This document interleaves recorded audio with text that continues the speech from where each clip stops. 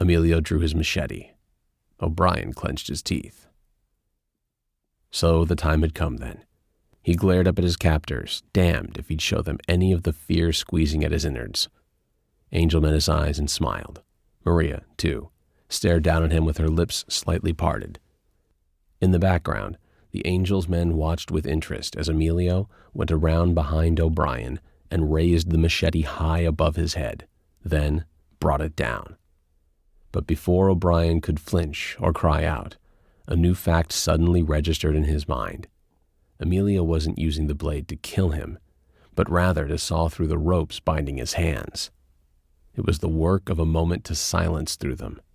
30 seconds later, O'Brien was massaging his wrists to bring back life to his stiff arms and wondering just what in the hell the Angel was playing at. "Coffee, gringo?" the bandit leader asked in a soft, cultured voice.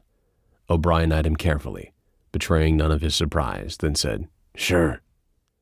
Angel said something to Maria, and she turned and went back to the small campfire to fetch him a cup. The bandit watched her go for a moment, then hunkered down on the far side of the pool to study O'Brien closely. The man O'Brien had come south to kill had a smooth skin the color of milky coffee. He had taken off his sombrero to reveal thick black hair, slicked flat to his skull. He said, "By rights, I should have had you killed the moment we rode in." O'Brien kept his expression neutral. "But you didn't." "No, I was curious to see this man who presumed to kidnap mi amiga and lure me to my death." Maria came back and handed O'Brien a steaming mug. He took it, nodded his thanks, and returned his gaze to Angel. "Well," he said, "you've seen me. What happens now?"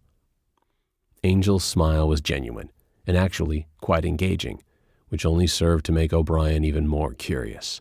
After all, he'd expected to find some sort of slobbering, hair-trigger lunatic, but here was the exact opposite. "Such courage in the face of death," the bandit muttered. O'Brien took a sip of coffee, waiting for him to get to the point. He didn't have to wait long. "It might interest you to know that 3 things have stopped me from ordering your execution, O'Brien," the Angel said sociably. "One is that you are obviously no friend of the Mexican authorities, having had to fight your way out of Piedras Negras with a detachment of Ruales on your tail. Another is that my querida here tells me that you saved her life when she was beaten by a snake, which naturally puts me in your debt." O'Brien tried to shrug, but with a shoulder crusted with so much dried blood, it wasn't easy. "And the third thing?" he pressed. "Something Maria tells me here you said to her earlier on."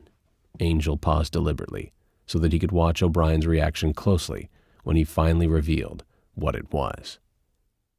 "Something," he said, "about my father and my sister." O'Brien remained poker-faced. "What about them?" "I'm curious. Who told you that I raped my sister? And just what am I supposed to have done to my father?" O'Brien smiled with his mouth only.